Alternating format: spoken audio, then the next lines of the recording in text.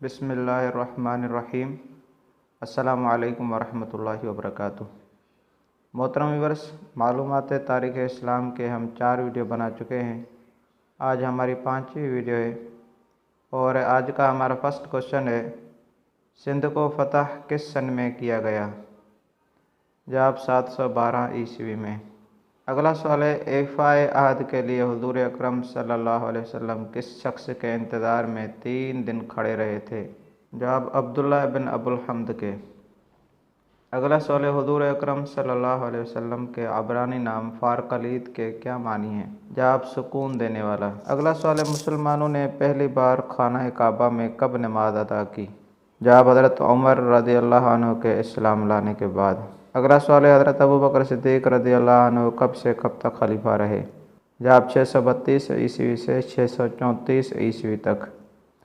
اگلا سوال ہے، حضور اکرم صلی اللہ علیہ وسلم پر وحی کون سا فرشتہ لے کر آتا تھا؟ جواب حضرت جبریل۔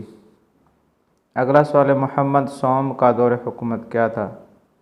جواب 1595 سے 1603 عیسوی تک۔ حضور اکرم صلی اللہ علیہ وسلم کا نام قرآن کے علاوہ اور کس کتاب میں آیا ہے؟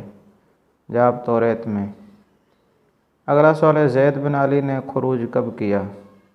جواب 739 عیسوی میں۔ اگلا سوال ہے، بتائیے حضور اکرم صلی اللہ علیہ وسلم کو معراج کب ہوئی؟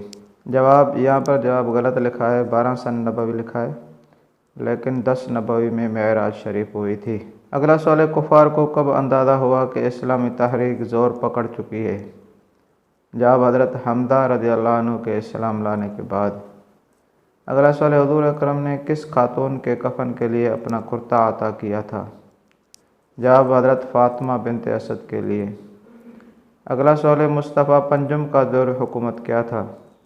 جواب 1807 سے 1808 تک۔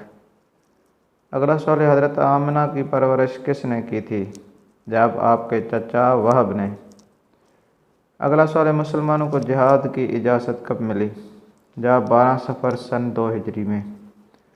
بتائیے جنگ بدر میں مسلمانوں کی تعداد کیا تھی؟ جواب 313۔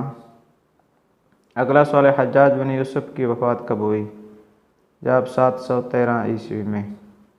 اگلا سوال ہے، حضور اکرم کی انگوٹھی پر کتنے حروف کندہ تھے؟ جواب 3، محمد رسول اللہ۔